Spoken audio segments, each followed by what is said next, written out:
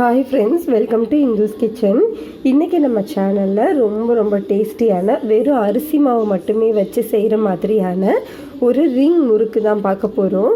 வாங்க இப்போ நம்ம ரெசிபிக்குள்ளே போகலாம். ஃபர்ஸ்ட் ஒரு பேனில் 1 கப் அளவு தண்ணி சூடுபடுத்திக்கலாம்.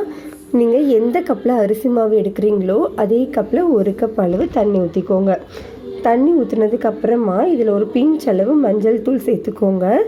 இதில் ஒரு 1/4 ஸ்பூன்லேருந்து 1/2 ஸ்பூன் வரைக்கும் மிளகாய்த்தூள் உங்கள் காரத்துக்கு ஏற்ற மாதிரி சேர்த்துக்கோங்க. தேவையான அளவு உப்பு சேர்த்துக்கலாம்.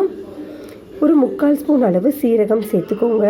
சேர்த்ததுக்கப்புறமா இதில் ஒரு ஸ்பூன் அளவு எண்ணெய் சேர்த்துக்கோங்க. எண்ணெய் சேர்த்துட்டு நல்லா கலந்து நல்லா கொதிக்கட்டும்.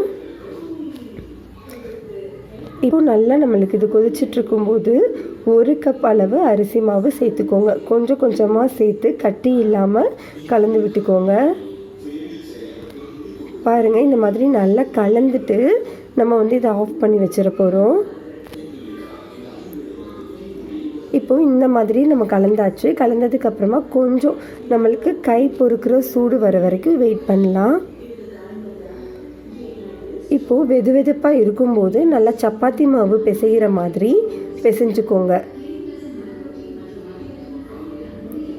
இந்த மாதிரி நல்லா சாஃப்டான மாவாக பிசைஞ்சு எடுத்துக்கோங்க. அதாவது இடியாப்ப மாவு மாதிரி நம்மளுக்கு இருக்கும் பிசையும் போது.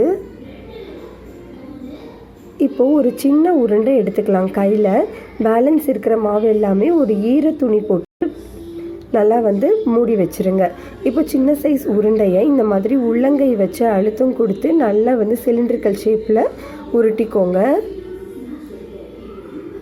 பாருங்கள், இந்த மாதிரி நம்ம நல்லா உருட்டினதுக்கப்புறமா நம்ம சின்ன உருண்டைகளாக, அதாவது ரவுண்ட் ஷேப்பில் நம்ம உருட்டி நம்ம அப்படியே வச்சு எடுத்துக்க போகிறோம்.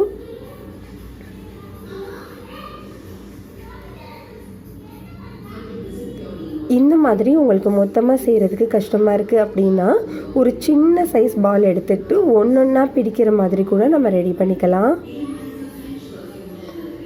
பாருங்கள், இது ரெண்டையும் இப்போது எட்ஜஸை ஒட்டி விட்டுடலாம். அவ்வளோதான். இதுவும் ரொம்ப ஈஸியாக தான் இருக்கும். இதே மாதிரி நம்ம எல்லாத்தையுமே செஞ்சு எடுத்துக்கலாம்.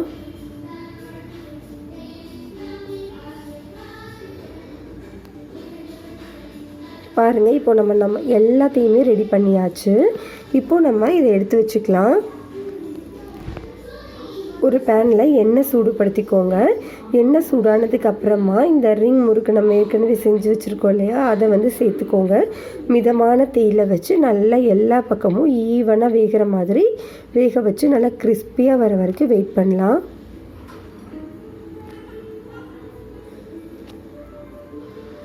பாருங்கள், இந்த மாதிரி எண்ணெயோட சலசலப்பு எல்லாமே அடங்கிறதுக்கு அப்புறமா நம்ம எடுத்துடலாம்.